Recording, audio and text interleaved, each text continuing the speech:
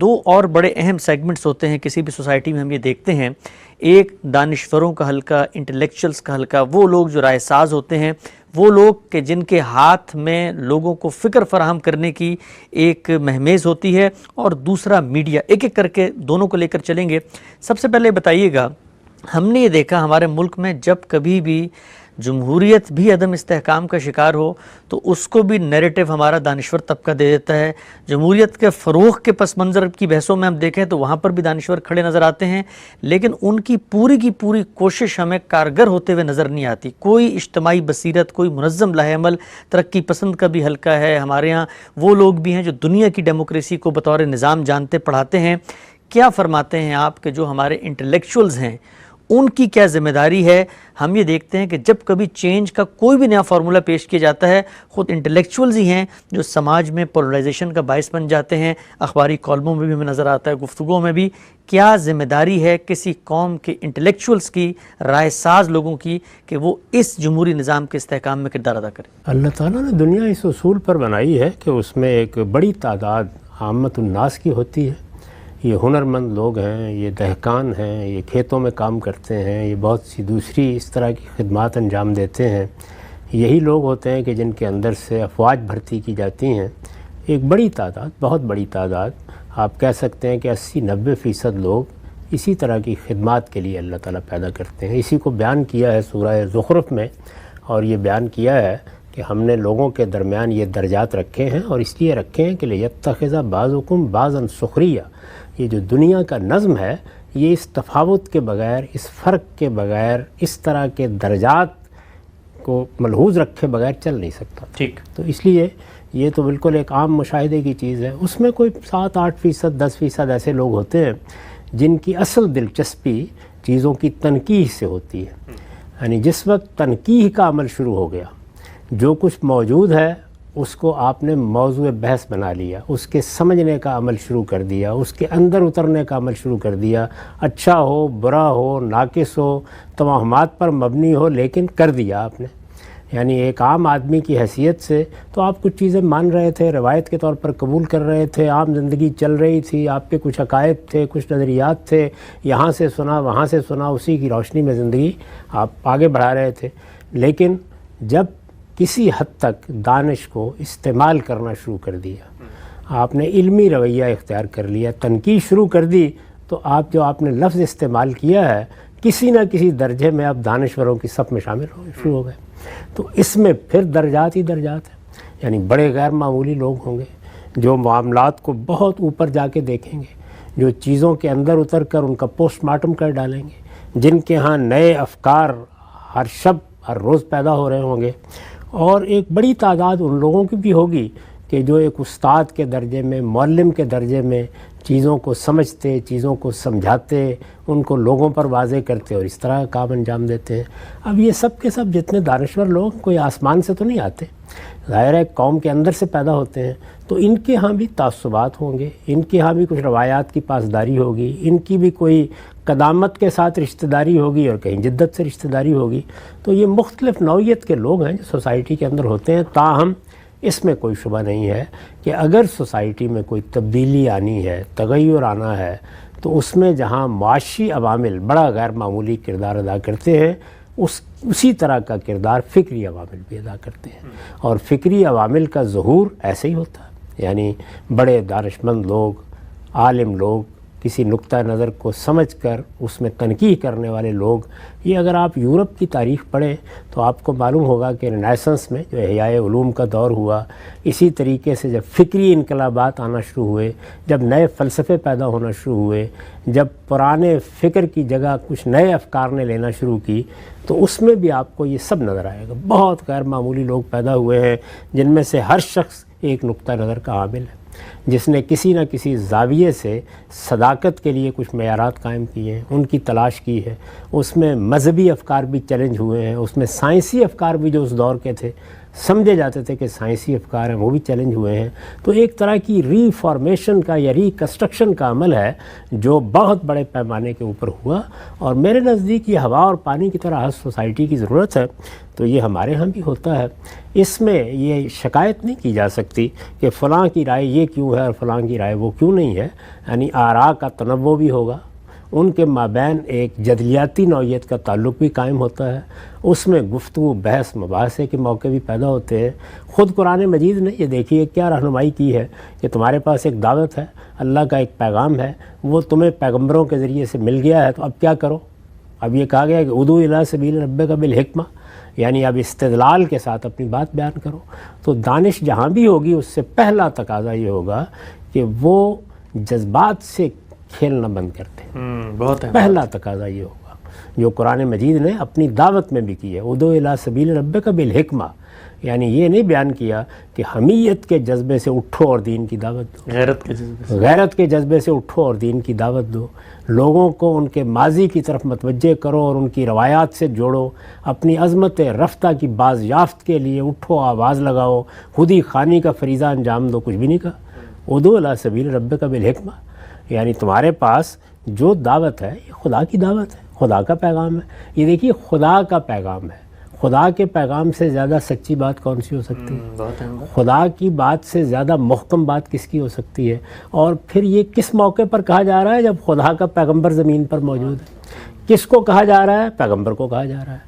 تو کیا کہا جا رہا ہے؟ وہ یہ ہے کہ حکمت کے ساتھ بات کرو. تو سب سے پہلی چیز یہ ہے کہ ہم اپنے ہاں لوگوں کو یہ بتائیں کہ وہ 8% ہیں، 10% ہیں، دانشور ہیں، ان کی دلچسپی علم سے ہے، وہ علم کے سچے خادم بنیں. یہ دیکھیے نا جو باقی جتنے ہیں وہ تو ذرائع ہیں. مثلا میڈیا ہے تو میڈیا کچھ نہیں ہے، وہ ذریعہ ہے. افکار اس کے ذریعے سے لوگوں تک پہنچنے ہیں، خبریں اس کے ذریعے سے پہنچنی ہیں. ہر چیز نے تنقیح کے ایک عمل سے گزرنا ہے.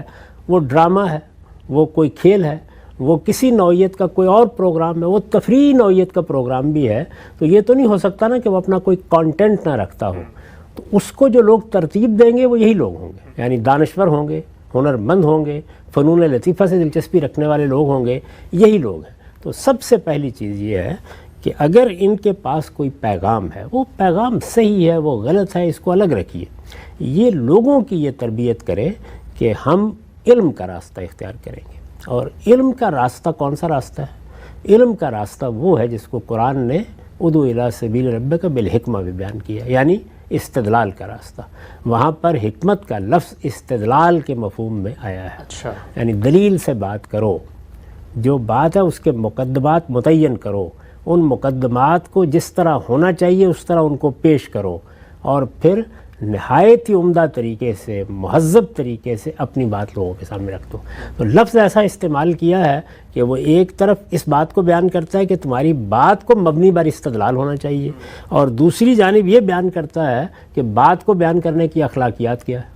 یعنی دونوں چیزوں کا احاطہ کر لیتا ہے. تو اس لیے میرے نزدیک جو بھی لوگ دانشور ہیں یا دانشور اپنے آپ کو سمجھتے ہیں، اس میں کسی بھی درجے کی خدمت انجام دے رہے ہیں، اعلیٰ ترین درجے کی یا کمتر درجے کی، سب سے پہلی اور بنیادی چیز یہ ہے کہ وہ لوگوں کے سامنے اپنی بات استدلال سے رکھیں. اور استدلال جہاں ہوگا وہاں جو چیز وجود میں آئے گی وہ کیا ہوگی؟ وہ نقد ہوگا، تنقید ہوگی، کرٹیسزم ہوگا. یعنی آپ جو کچھ موجود ہے اس کی تحلیل کریں گے، اس کا تجزیہ کریں گے. آپ یہ بتائیں گے کہ اس میں خرابی کہاں ہے. اس لیے کہ جو کچھ موجود ہے اس پر تو لوگ قانع ہوتے ہیں، مطمئن ہوتے ہیں، اسی کے ساتھ چمٹے ہوئے ہوتے ہیں، اس کے ساتھ ان کی محبت ہوتی ہے، اس پر وہ ادنیٰ درجے میں کوئی تنقید سننے کے لیے تیار نہیں ہوتے. تو ایک دانشور کا کیا کام ہے؟ وہ یہ ہے کہ وہ لوگوں کو تنقید کر کے بتائے کہ تہذیب اور شائستگی کے ساتھ چیزوں کی ایسے تحلیل کرتے ہیں. علم کا راستہ صرف تنقید کا راستہ ہے. یہ ذہن میں اچھی طرح جاگزیں کر لیجئے کہ تنقید تنقیص نہیں ہوتی. تنقید کا مطلب یہ ہے کہ آپ نے جانچ کر پرکھ کر کسی چیز کو بتانا ہے کیا چیز ہے. اس میں مذہبی افکار ہوں گے، اسی طریقے سے جانچے پرکھے جائیں گے. سائنسی افکار ہوں گے، اسی طرح جانچے اور پرکھے جائیں گے. سماجی عمرانی افکار ہوں گے، اسی طرح جانچے پرکھے جائیں گے. تو آپ جانچنے اور پرکھنے کا یہ جو عمل ہے اس کو زندہ کر دیں معاشرے کے اندر. یہ عمل جب زندہ ہوتا ہے تو اس پر کوئی قدغن لگانے کی ضرورت نہیں ہے، اس میں کسی کو متہم کرنے کی ضرورت نہیں ہے، اس کے بارے میں کوئی واز کرنے کی ضرورت نہیں کہ تم فلاں بات کہو گے اور فلاں نہیں کہو گے. صرف ایک ہی بات کہنے کی ضرورت ہے، وہ یہ ہے کہ جو کہنا ہے دیانتداری کے ساتھ کہو، اور دوسرے یہ کہ تہذیب اور شائستگی کے آداب کا لحاظ رکھو. یعنی بڑی سے بڑی بات بھی کہنی ہے تو یہ کوئی طریقہ نہیں ہے کہ آپ دوسرے کے کپڑے اتار دیں یا دوسرے کو گالی دیں یا پروپیگنڈے کا طریقہ اختیار کریں. اپنی بات آپ بیان کیجیے. اور میں آپ سے عرض کرتا ہوں کہ دنیا بھر میں یہ تجربہ ہے کہ کوئی نیا فکر بھی جب پیدا ہوگا، کوئی نئی چیز سامنے آئے گی، تنقید کا کوئی نیا پہلو جب نمودار ہوگا، یہ ممکن ہی نہیں کہ آپ اس کا راستہ روک سکیں. وہ آج نہیں کل اپنی راہ نکال لے گا. اگر اس کے اندر قوت موجود ہے، پروپیگنڈے کی طاقت سے آپ زیادہ سے زیادہ کیا کر سکتے ہیں؟ وقتی طور پر کوئی بند باندھ لیں گے. اور اس میں یہ خیال ہوتا ہے کہ ہم نے راستہ روک لیا، جبکہ ہوتا اس کے بالکل برخلاف ہے. جتنا پروپیگنڈا کیا جاتا ہے، جتنے غلط طریقے اختیار کیے جاتے ہیں، جتنا تہذیب اور شائستگی کا دامن چھوڑا جاتا ہے، اتنا ہی اگر کسی فکر کے اندر قوت ہے، جان ہے، تو وہ اپنی جگہ بناتا چلا جاتا ہے. تو اس لیے سب لوگوں کو کہتے ہیں نا کہ فلاں چیز کا ضابطہ اخلاق بنا لیں، تو سب لوگوں کو یہ سمجھ لینا چاہیے کہ جس وقت آپ کسی نقطۂ نظر کی تنقید کر رہے ہیں تو آپ کو بالحکمہ کرنی چاہیے. قرآن مجید کے الفاظ میں یعنی اب صرف استدلال ہے جس کی روشنی میں، جس کو ہاتھ میں لے کر، جس کو عصا بنا کے آپ کو یہ سفر طے کرنا ہے. تو آج آپ یہ بات متعین طور پر سمجھ لیں کہ ہمارے ملک میں وہ لوگ بھی ہیں جن کے افکار خود ان کے اپنے کہنے کے مطابق لبرل افکار ہیں. وہ لوگ بھی ہیں جو اپنے آپ کو مذہبی کہتے ہیں یا مذہب سے یا مذہبی نقطہ ہے نظر سے دلچسپی رکھتے ہیں. سب طرح کے لوگ آپ کی سوسائٹی میں موجود ہیں. یہ ختم نہیں ہو جائیں گے. ان کو گالی دینے سے ان کا خاتمہ نہیں ہوگا. ان کے نام رکھنے کے نتیجے میں ان کی طاقت اور اثر و رسوخ کو آپ کم نہیں کر سکتے. کروڑوں کی آبادی ہے. اب ہم اس بات کو سمجھ لیں کہ ان میں یعنی ان تمام طبقات میں جہاں جہاں کہیں دانش پیدا ہوگی وہ اپنا اظہار چاہے گی. ہمیں یہ دکھانا ہے کہ یہ اظہار کیسے ہونا چاہیے. مذہب کی دنیا میں ہے یا سائنس کی دنیا میں ہے، سماجیات کی دنیا میں ہے یا سیاست اور معاشرت کی دنیا میں ہے. اس کا اظہار کیسے ہونا چاہیے اور اس کے لیے تہذیب کیا ہے، شائستگی کیا ہے، بات کا انداز کیا ہونا چاہیے، تنقید کیسے کرنی ہے، دوسرے کی عزت کا خیال کس طریقے سے رکھنا ہے، پروپیگنڈے سے کیسے اجتناب کرنا ہے، استدلال کو محکم پکڑ کر کیسے چلنا ہے. یہ تربیت ہے جو میرے خیال میں ہماری یونیورسٹیوں میں لوگوں کو دینے کی ضرورت ہے، ہماری مجلس گاؤں میں دینے کی ضرورت ہے. جہاں جہاں پر بھی لوگ سیکھنے کے لیے آتے ہیں ہر شخص کو یہی سکھانا چاہیے. وہ لوگ بھی جو اپنے آپ کو ترقی پسند کہتے ہیں یہی سکھائیں، اور وہ لوگ بھی جو اپنے آپ کو قدامت پسند کہتے ہیں یہی سکھائیں. مدرسوں میں بھی اسی کی تعلیم دینی چاہیے، استدلال کیسے کرنا اور اپنی بات کیسے پیش کرنی ہے. تو پہلی بات جو اللہ تعالیٰ نے بتائی وہ یہ ہے کہ کسی بھی سوسائٹی کے اندر اگر کوئی محکم فکر ہے تو اس کے لیے طریقہ یہی ہے کہ وہ بالحکمہ آگے بڑھے. یعنی یہ تربیت ہے جو ہمیں کرنی ہے.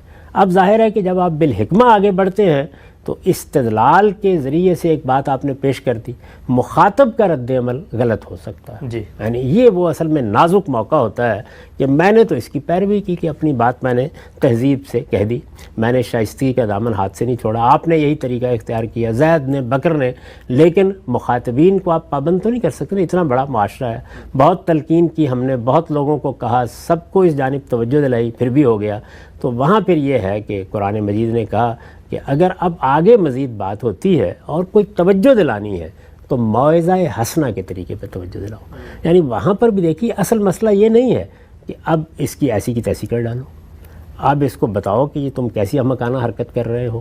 ایک آدمی ناشائستگی پر اتر آیا ہے تو اب آپ کا اسلوب کیا ہونا چاہیے؟ ادعو الی سبیل ربک بالحکمہ والموعظۃ الحسنہ. وہاں پر بھی حسنہ کے الفاظ استعمال کیے ہیں، یعنی نصیحت کرنی ہے، توجہ دلانی ہے. کسی آدمی نے ناشائستگی اختیار کر لی ہے، وہ جہالت پر اتر آیا ہے، اس کو توجہ دلانی ہے. تو وہاں پر بھی آپ کا اسلوب صرف موعظہ نہیں، موعظہ حسنہ کا ہونا چاہیے. یہ دیکھیے پہلے حکمہ، اس کے بعد موعظہ حسنہ. یہاں پر بھی یہ پابندی لگا دی ہے کہ نصیحت کا اسلوب کیا ہوگا، انداز کیا ہوگا، الفاظ کا انتخاب کیا ہوگا، بات کہی کس طرح جائے گی. اس کے لیے لفظ استعمال کیا ہے حسنہ. اس کے اندر خوبی ہونی چاہیے، اس کے اندر جمال ہونا چاہیے، وہ لوگوں کے لیے ایک قول بلیغ بننی چاہیے. اور پھر ظاہر ہے کہ ایک وقت وہ بھی آ جاتا ہے کہ آپ کی ساری جد و جہد کے باوجود دوسرا مجادلے یا مباحثے پر اتر آیا ہے. گریز بھی کر سکتے ہیں، قرآن نے جگہ جگہ اس کی تعلیم بھی دی ہے. لیکن فرمایا کہ اگر بات کرنی بھی پڑ جائے تو جادلہم باللتی ہی احسن. یعنی اگر تمہیں مجادلہ کرنا ہے، گفتگو بھی کرنی ہے، بحث بھی کرنی ہے، تو اس کے لیے بھی وہ طریقہ اختیار کرو جو احسن طریقہ ہو۔ تو آپ دیکھیے حسنہ، احسن، حکمہ یعنی دلیل، شائستگی، تہذیب، حسن، جمال، یہ چیزیں ہیں۔ تو ذرا آپ ایک نظر ڈال کے دیکھیے کہ آپ کے ہاں میڈیا کے اوپر جب لوگ مذہب بیان کر رہے ہوتے ہیں، آپ کے ہاں جب علماء حضرات ایک دوسرے کے خلاف تقریریں کر رہے ہوتے ہیں، آپ کے ہاں جب فتوے دیے جا رہے ہوتے ہیں، آپ کے ہاں جب سماجی علوم کے معاملے میں تنقید کی جا رہی ہوتی ہے، آپ کے ہاں یہ جو نئے ذرائع پیدا ہوئے ہیں، یہ فیس بک ہے اور فلاں ہے، اس میں جب اظہار خیال کیا جا رہا ہوتا ہے، تو ذرا ایک نظر ڈال کے دیکھیے کہ آپ فی الواقع قرآن مجید نے یہ جو کچھ سکھایا ہے اسی کی ہم پیروی کر رہے ہوتے ہیں۔ تو میں نے یہ عرض کیا کہ دو چیزیں لازم ہیں۔ ایک چیز یہ کہ آپ جو کچھ کہیں گے دلیل کی بنیاد پر کہیں گے، آپ کا استدلال سامنے آنا چاہیے۔ آپ کے قلم کو اگر اٹھنا ہے، آپ کی زبان کو اگر کھلنا ہے تو وہ استدلال کے ساتھ اٹھے، حکمت کے ساتھ۔ اور دوسرے یہ کہ حسن پیدا کریں، بات میں حسن، کلام میں حسن، الفاظ میں حسن، جملوں میں حسن، رویے میں حسن، رد عمل میں حسن۔ یہ اگر آپ نہیں پیدا کر سکتے تو پھر در حقیقت بہت ادب کے ساتھ میں عرض کر رہا ہوں، آپ جانوروں کی طرح بلکہ سر سید کے الفاظ میں کتوں کی طرح ایک دوسرے پر پل پڑے ہیں، اور یہ شان نہیں ہے کہ انسان اپنے لیے اختیار کرتا ہے۔ آپ سب بڑی ہی خوبصورتی کے ساتھ آپ نے یہ جو پورا تجزیہ کیا ہے، اور حیرت اس بات پر بھی ہوتی ہے کہ اللہ کی کتاب کو بظاہر ہم پڑھتے ہیں، ایک آیت کے اندر جو کچھ پوشیدہ ہے، حالانکہ یہ آیت ہم ہر جمعے کی نماز کے خطبے میں یہ سنتے بھی ہیں، روزانہ اس کی تلاوت بھی کرتے ہیں، لیکن اس کے اندر جو ایک اتھا معنویت اور ایک گہرائی ہے جس کو آپ نے واضح کیا،